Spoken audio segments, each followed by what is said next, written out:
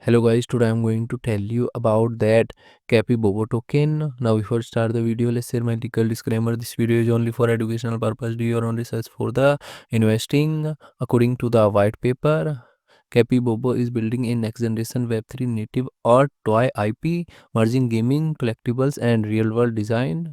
Their ecosystem features a GameFi foundation, rarity driven airdrops, NFT linked blind boxes, and PBP physical bag token authentication.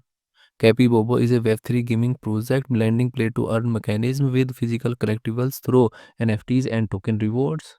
Capybobo fundamentally reimagines collectibles by tethering token incentives to both digital gameplay and physical products. How effectively will its upcoming retail expansion solidify this dual value propositions? Capybobo token total supply is 100 billion and circulating supplies around 16.7 billion.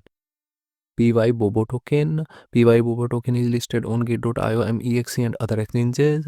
If I share my opinion with you, then this project up to 70% chances is that it is a legit or good project. So guys, don't take my opinion as a financial advice. Do your own research for the investing. Thanks for watching.